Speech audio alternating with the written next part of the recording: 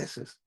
Pero bueno, déjeme saludar al maestro Daniel Marmolejo, periodista, productor, documentalista, analista y gran amigo de Sin Censura, para hablar sin pelos en la lengua de los temas que él considere. Mi querido Daniel Marmolejo, ¿cómo estás? Muy buenos días. Hola Vicente, qué gusto saludarte a ti, a la gran audiencia, después de esto que ha sido un momento histórico para México en el fútbol, que ya has dado cuenta, Vicente, con tus invitados de ello, y que, bueno, pues uno en el afán de hacer reportajes recorre las calles de la ciudad, entrevista a personas, ve esta, digamos, forma de expresión que tiene nuestro pueblo, que a veces es exacerbada, súbita y dramática incluso, pero otras que están llenas de belleza, de estilismo, de jovialidad, de hermandad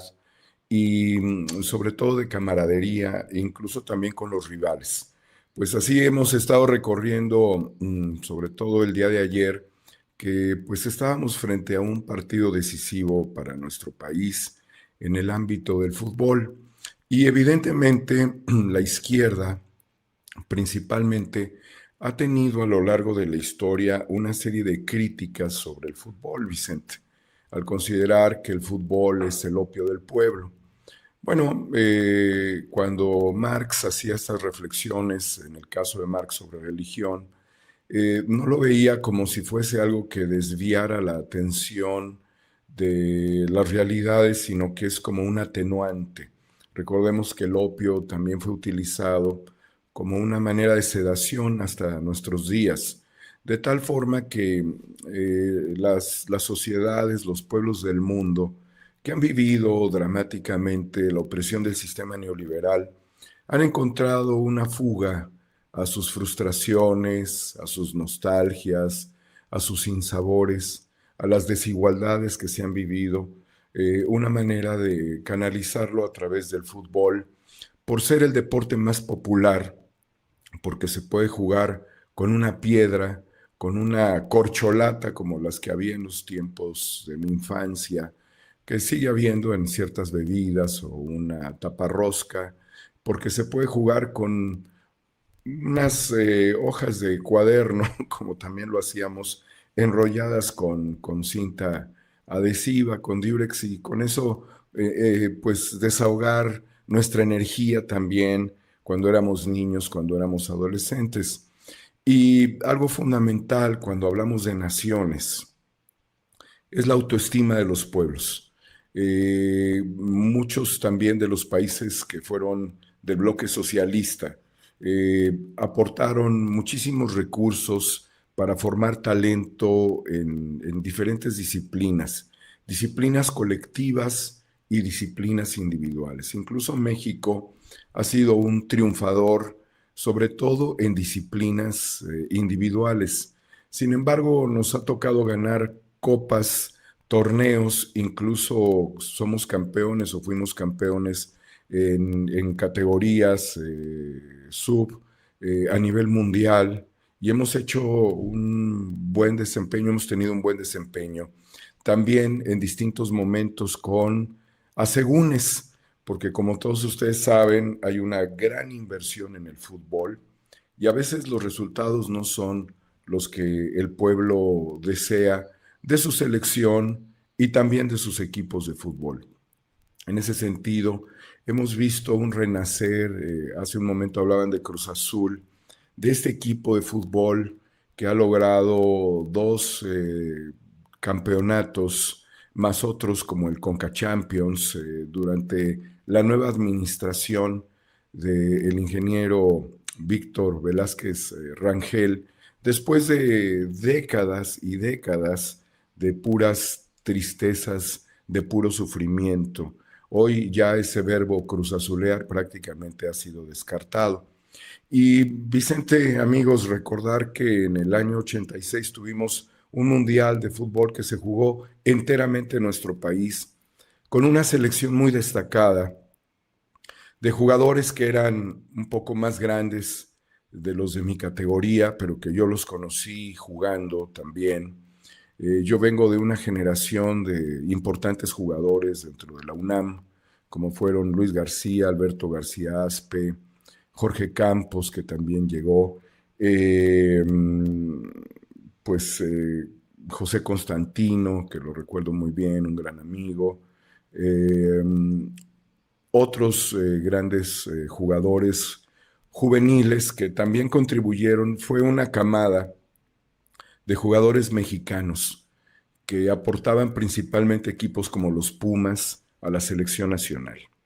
Y en ese sentido, hoy pues tenemos un jugador nacionalizado muy dignamente, gran jugador, Julián Quiñones, y tenemos jugadores mexicanos que prometen en un ejercicio que difiere en cuanto a las expectativas que se deben de tener respecto a lo que la Liga Mexicana da.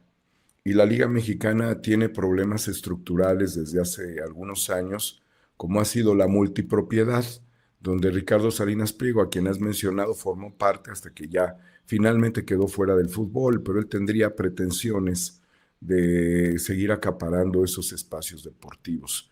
Otro aspecto que también, además de la multipropiedad, de que un solo dueño tenga dos equipos y que eso se preste a la especulación, eh, y además al ganar por sobre los demás, tener más derechos, tener más control, tener más votaciones en las mesas o en la mesa de la Federación Mexicana de Fútbol, es el hecho de que pues se están admitiendo 8 extranjeros en los equipos mexicanos y esto significa un desplazamiento de los jugadores mexicanos.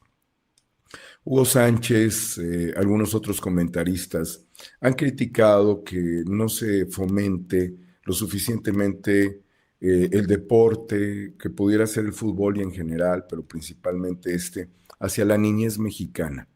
Que sean los niños como Mora, que es un jovencito de 17 años que ha debutado y que es el más joven en este campeonato del mundo, quienes tengan la posibilidad de aspirar y de participar en un deporte que es inmensamente atractivo. Y es innegable lo atractivo que es. Y en ese sentido, Vicente, amigos, es imprescindible que haya un cambio en la estrategia de los equipos en favor de las canteras. Y ¿Por déjame qué? preguntarte, Sí, antes de la estrategia, sí. ¿ha cambiado la actitud, la forma en que Mm, estos jóvenes ven al mundo? Porque mucho se había criticado de que, bueno, acuérdate del apodo de los ratones verdes, mis ¿no? O verdes. sea, ¿crees tú que ahora ha cambiado de estar dispuestos a salir al mundo y competir al tú por tú? ¿Va más allá del tema deportivo, esto que está dando? No sé, lo pregunto, no quiero romantizar mucho el tema, Claro. pero ves a un chaparrito como Mora, el muchachito este de 17 años Sí, frente a Bellingham, que es un gigantón, le llega al pecho, cabrón. le Y ahí llega. andaban, Lira, Mira, bueno, no sé, ha cambiado por lo menos la actitud, porque el Vasco rescataba precisamente eso, ¿no? El amor a la camiseta, que se México, pues, querer representar a tu país, solamente es para que te vean y compren en Europa, sin representar a tu país. Ve el Torito. Te lo pregunto por esto, porque es una camada de chavalos que, a ver, son están, creo yo, cambiando incluso la forma en que México o que México ve hacia el mundo. Gana la segunda etapa de la carrera más importante, la carrera ciclista más importante, que es el Tour de Francia. Después de décadas, México vuelve a ganar una de estas etapas del Tour de Francia. Por eso te lo pregunto, ¿ha cambiado algo? sí, Vicente, sí ha cambiado. Mi generación, fuimos niños que jugamos en escuelas de fútbol, yo jugué en Pumitas y después brinqué a Pumas. Éramos quizás menos competitivos, teníamos mucha hermandad de lo que ahora podemos ver. También hay un cambio en el paradigma de la historia a partir de los fenómenos de globalización. Hoy un joven mexicano puede dialogar, establecer cualquier tipo de charla de muchos temas de forma interactiva a través de videojuegos y también de chats y de diferentes espacios. Cuando yo era muy joven, empezaban los Bulletin Board Service por ahí de finales de la década de los años 80, mediados finales de los 80. Hoy un chat internacional no significa absolutamente nada que preocupe a la interacción entre mexicanos y ciudadanos de todo el mundo. Entonces, tú también eres un ejemplo de todos los fenómenos migratorios que también han servido para el aprendizaje, para generar nuevos conocimientos y nuevas aportaciones al mundo. Evidentemente los mexicanos lo estamos haciendo. Tenemos sí diferencias genéticas, y tú lo acabas de decir. Y esto lo pude constatar también en diferentes diálogos. O sea, lo que te impone un guardameta o un central, un central inglés que mide 2 metros con 2 centímetros, es muy difícil de poder, digamos, competir y si la estrategia falla en cuanto a estar mandando cucharazos al área, pues ellos los van a ganar. Pero Maradona también nos demostró que se puede cambiar las lógicas. Hace 40 años Maradona ahí lo demostró. Y hace 40 años la selección que era dirigida en su momento por Bora Milutinovic, que es un serbio, que era parte también de la escuela de entrenadores europeos que llegaron a México, como Maric, que también fue entrenador de varios equipos, hizo campeón a Pumas, ascendió a Cruz Azul a mediados de los años 60. Nos vinieron a traer una forma disciplinada, porque muchos de ellos, no en el caso de Bora, pero sí en el caso de Maric y de algunos jugadores, eran migrantes que venían de la guerra, de la Segunda Guerra Mundial, y habían sido soldados, tenían algún determinado rango que sirvió también para ello. Yo no he podido todavía plantear a nivel presidencial algo que me parece fundamental, que la selección nacional tenga contacto con las Fuerzas Armadas mexicanas, para que no solamente entonen el himno nacional, sino para que sientan los valores patrióticos de nuestro país en un grado mucho más profundo del que lo sienten, porque ellos representan a nuestro país, ellos llevan un escudo, ellos llevan el cuatro all-in, cuatro movimiento, que ha significado el surgimiento de una nueva raza. Éramos gigantes en el tercer movimiento y en el cuarto movimiento se le fracturó el hueso del fémur de un hombre gigante que había recogido Quetzalcóatl de Mictlán, del inframundo. Todo esto no lo conocen muchos jugadores, su dedicación en el deporte. Yo no voy a hacer una crítica cultural ni intelectual.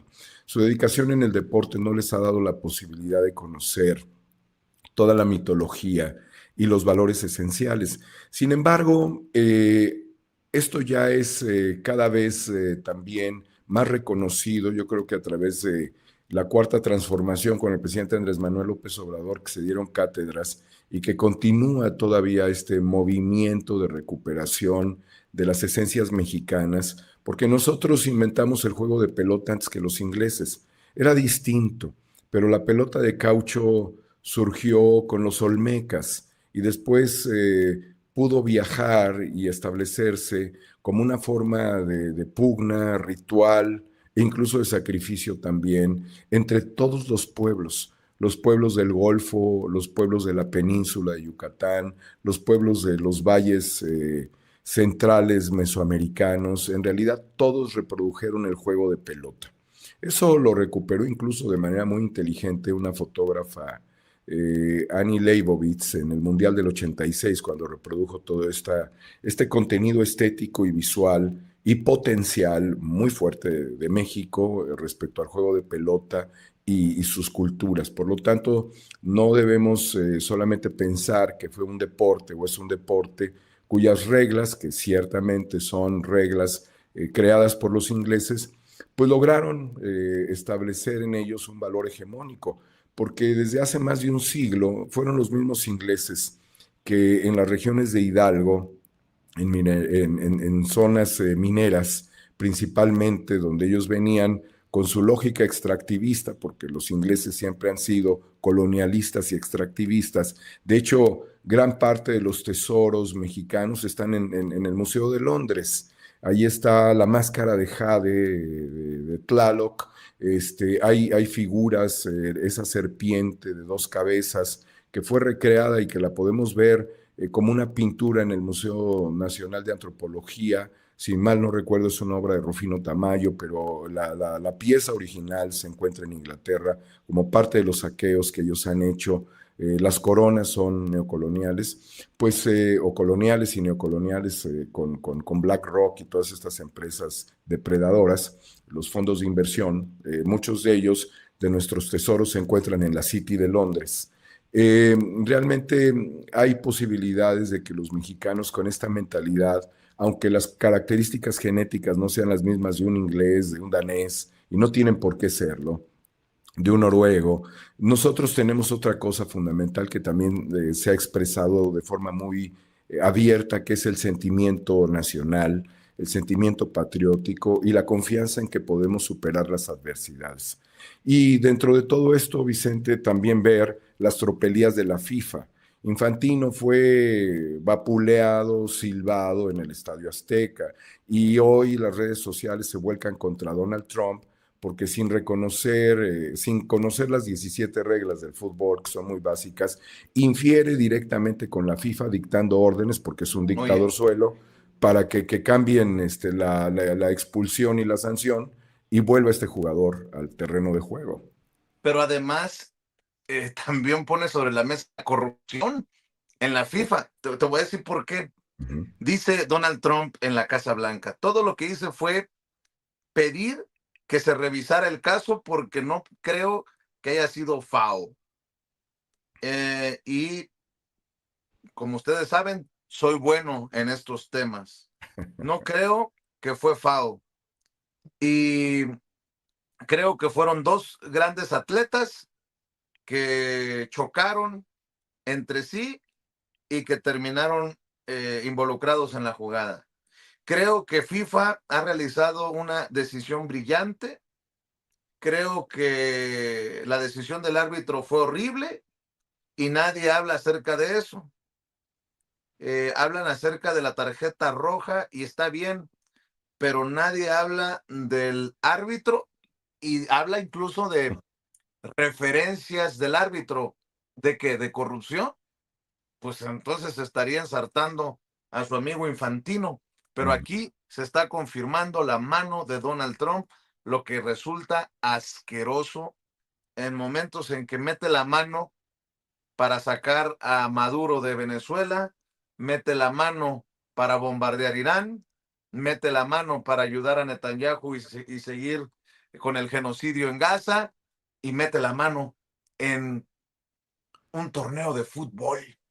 Válgame Dios. Vicente, nos termina de demostrar el fútbol que es un reflejo de la sociedad y es un reflejo del mundo, y de también los fenómenos de corrupción, de todos los que tú has señalado puntualmente en este momento, que son muy críticos para la humanidad.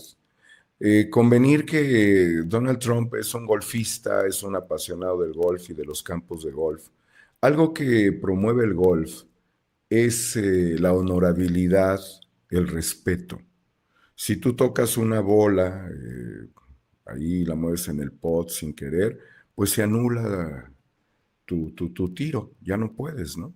La contabilidad es muy importante, eh, la ética en el golf es fundamental.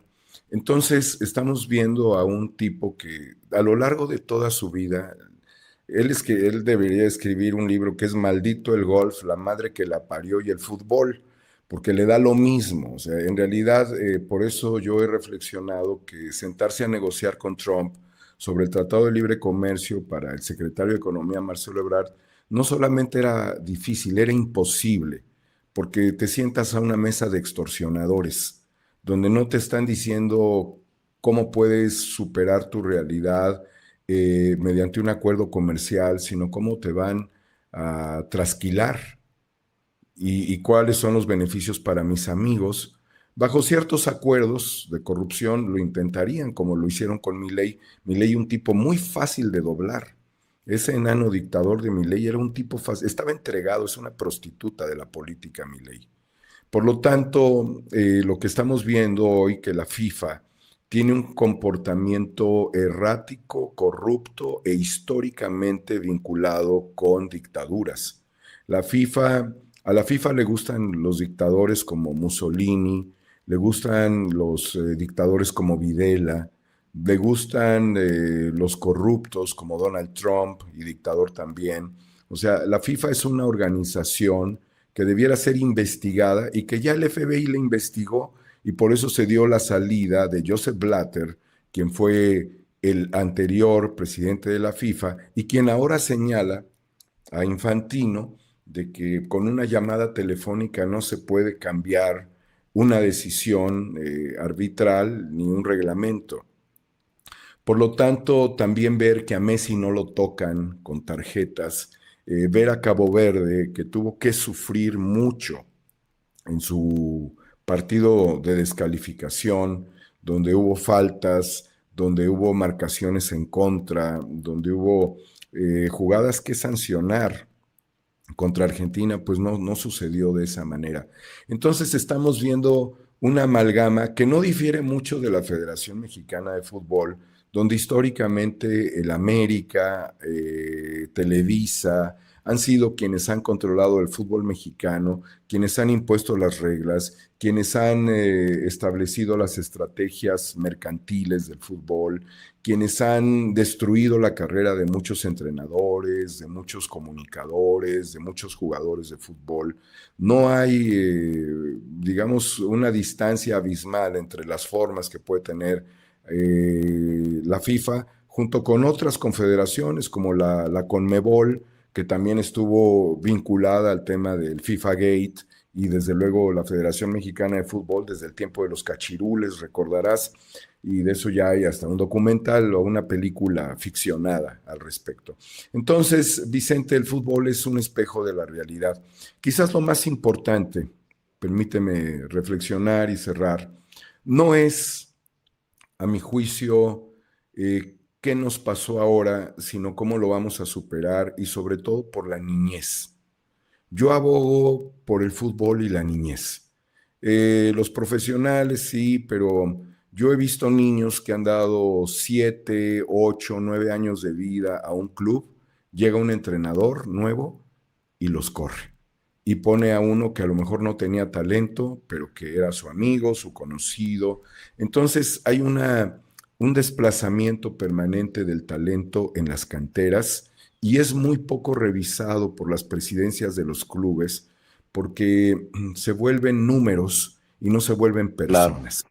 Entonces, esa es una de las acciones fundamentales, Vicente, por lo que yo reto a la Federación Mexicana de Fútbol, al Comité de Selección de Selecciones Nacionales. Primero, para que acerquen a los seleccionados al Ejército Mexicano, a la Guardia Nacional, a la Marina de México, a la Marina Armada de México, para que conozcan los valores patrióticos de fondo y los riesgos de vida que corren estas personas en la defensa de la patria, incluyendo también a la Guardia Nacional. Y reto a la Federación Mexicana de Fútbol y a todos los clubes a que no traten a los niños como números, que sigan sus trayectorias, que si hay falencias, que si hay carencias, que si hay situaciones que determinan que un jugador por determinada circunstancia no pueda seguir su carrera, sea apoyado, sea respaldado y no lo dejen en el abandono, no le destruyan el alma, no lo hagan volver a su almohada llorando porque algún día soñó y finalmente fue desplazado por un extranjero. Ese es el reto, querido Vicente, y seguramente volverán momentos extraordinarios. Que así sea, mi querido Daniel Marmolejo. Yo nada más agregaría y que nunca el negocio esté por encima del gran honor de representar a tu país. Ayer ver llorar, ver emocionado al Torito en el pavimento después de ganar la etapa en el Tour de France, en el Tour de Francia, demuestra que hay gran emoción, grandes sentimientos de representar a tu país y ojalá que los directivos no sigan metiéndole humo a los jugadores. Juega bien y te vas a ir a Europa. No, cabrón, juega ¿no? bien porque estás representando a tu país, porque hay un país detrás de ti, A tu porque club. tienes a... Sí, no, no. A ver, mi querido Daniel Marmolejo, creo que nos va a dar para mucho Sí, este tema. sí Y nos da. por lo pronto le pido a la gente que amor con amor se pague. ¿En dónde? ¿Dónde te apoyamos? ¿Dónde te respaldamos, Daniel? Pues hay algunas reflexiones de lo sucedido ayer en Cuatro a la República, querido Vicente, la gente se expresa, ahí estaremos pues siempre mostrando el sentimiento del pueblo de México. Acompáñanos ahí, Homo Ex Novo en Twitter. Queremos reencauzar nuestros esfuerzos para seguir generando contenidos de calidad, de valor para nuestro pueblo. Ahí nos encontraremos, Vicente, seguramente algún día en una cancha de fútbol, alentando a nuestros equipos y viendo nuevos jugadores como Mora resurgir a pesar de las federaciones, a pesar de los clubes y sus intereses crematísticos, a pesar de las carencias. Hay mucho talento en México, de eso yo estoy seguro. Y genéticamente no somos iguales, pero nuestras diferencias nos pueden hacer extraordinarios también. Definitivamente. 4A República en YouTube. Ahí Sí, encuentra el canal del maestro Daniel Marmolejo y en X, lo que era antes Twitter, en donde hay más de 23,000 personas conectadas en estos momentos, @homo con H, homo ex novo con V, @homo ex novo, ahí encuentra la cuenta del maestro Daniel Marmolejo. Te mando un abrazo, mi Dani. querido Vicente, viva México, cabrones. Eso chingado. Viva México, cabrones. Y bueno, pues le voy a dar también la bienvenida a Jesús Pérez Gaona, porque, híjole, hay que, a ver, se termina el torneo para México, pero no se detienen las noticias. ¿Y ahora qué, mi querido Jesús Pérez Gaona? ¿Cómo viste todo esto? Digo, hablando de fútbol y después hablamos de política, porque bien digo que, bien, y creo que digo bien que esto no se detiene. ¿Cómo estás, Jesús Pérez Gaona? Un abrazo. Buenos días, Vicente. Gracias por la invitación y pues yo soy de los que dicen que hay otro juego, sigue el juego de la política para quienes nos dedicamos a esa fuente. Nuestro mundial viene el próximo año, ¿no? Entonces, sí, siguen las cosas por acá. Aunque creo que este mundial se lo llevó la gente. Creo que los festejos, la alegría, la sonrisa, no no se la robó nadie, no la privatizó nadie, aunque hubo intentos. No se utilizó como plataforma política para